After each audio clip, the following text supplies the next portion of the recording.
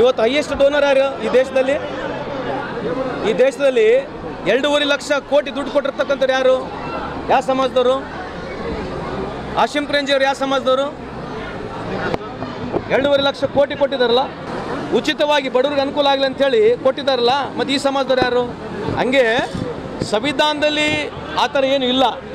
ಇವತ್ತು ಸರ್ಕಾರ ತೀರ್ಮಾನ ಮಾಡಿದರೆ ಅದು ಸ್ವಾಗತ ಮಾಡಬೇಕು. BJP ಆಯ್ತು ಹಂಗನಾಗಿದ್ರೆ ನೀವು ಯಾಕೆ ಪಾಕಿಸ್ತಾನಿಗೆ ಹೋಗಿದ್ರೆ ಕೇಕ್ ತಿನ್ನಕ್ಕೆ? ಇದ್ರ ಬಗ್ಗೆ ಮಾತಾಡ್ತಾರಾ? ಈಗ ನಮಗೂ ಟೀಕೆ ಮಾಡೋಕ್ಕಿದೆ ತಾನೆ, ಎಲ್ಲದಕ್ಕೂ ಸುಮ್ಮನೆ ಟೀಕೆ ಮಾಡ್ತಿದ್ರೆ ಏನ್ರಿ ಅರ್ಥ ಇದಕ್ಕೆ? ಈಗ ನೀವು ಸಾಕಷ್ಟು ಬಾರಿ ಕಾಂಗ್ರೆಸ್ನಿಂದ ಈ RSS ಬಗ್ಗೆ ತಿರುಗೇಟನ್ನು ಕೊಡ್ತಾನೆ ಇದ್ರಿ. ನಿಮ್ಮ ಪಕ್ಷದ DCM ಅವರು ಈಗ RSS ಬಗ್ಗೆ ಹಾಡು ಹೇಳಿದ್ರು, ಅಲ್ಲ ಅದನ್ನ ಸ್ವಾಗತ ಮಾಡ್ತಾ ಇದ್ದಾರೆ, ನೀವು ಅದಕ್ಕೆ ಇಲ್ಲ ರೀ, ವೈಯಕ್ತಿಕವಾಗಿ I don't have any opinion if you ask me. But ಇದು ಯಾಕೆ ಹಾಡಿದ್ರು ಏನಿಲ್ಲ ಅಂತ ನೀವು ಅವ್ರನ್ನ ಕೇಳಿ. ಅವ್ರು ಯಾಕೆ ಹಾಡಿದ್ದಾರೆ ಅದಕ್ಕೆ ನಾನು ಉತ್ತರ ಕೊಡೋಕ್ಕಾಗದಲ್ಲ. ಅವ್ರ ಅಭಿಪ್ರಾಯ, ವೈಯಕ್ತಿಕ ಅಭಿಪ್ರಾಯದಲ್ಲಿ ಅವ್ರು ಹಾಡಿದ್ದಾರೆ. ಕರೆಕ್ಟ್ ಹೌದಲ್ಲ? SIT ಮಾಡಿದ BJP ಏನು ಮಾಡಿದ್ರು? ಸ್ವಾಗತ ಮಾಡಿದ್ರಲ್ಲ. ಮತ್ತು ಯಾಕೆ ಸ್ವಾಗತ ಮಾಡ್ಬೇಕು? ಅವಾಗ SIT ಪ್ರಕರಣ ಪ್ರಾರಂಭ ಆದಾಗ ಎಲ್ಲರಿಗೆ ಒಂದು ಆತಂಕ ಇತ್ತು.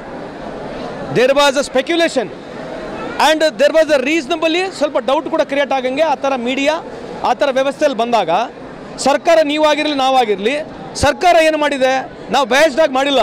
ಸರ್ಕಾರ ಕಾನೂನಾತ್ಮಕವಾಗಿ ಪ್ರೊಸೀಜರ್ ಪ್ರಕಾರ SIT ನಾವು ಕನ್ಸ್ಟಿಟ್ಯೂಟ್ ಮಾಡಿದ್ವಿ. SIT ಕನ್ಸ್ಟಿಟ್ಯೂಟ್ ಮಾಡಿದಾಗ ಇವರೆಲ್ಲ ಏನು ಹೇಳಿದ್ರು? ನಾವೆಲ್ಲ ಸ್ವಾಗತ ಮಾಡ್ತೀವಿ ಅಂತಂದರು. SIT ಪ್ರಕರಣ ಚಾಲು ಆದಾಗ 1-2 ವಾರ ಆದ ನಂತರ ಏನು ಡೆಡ್ ಬಾಡೀಸ್ ಜಾಸ್ತಿ ಸಿಗಲಿಲ್ಲ. ಮೂರನೇ ವಾರ ಆದಂಥ ಡೆಡ್ ಬಾಡಿ ಸಿಗಲಿಲ್ಲ. ಆದಮೇಲೆ ಕಾಂಗ್ರೆಸ್ ಮೇಲೆ ಹೋಗಬೇಕು ಅಂದ್ರೆ ಹೋದರು.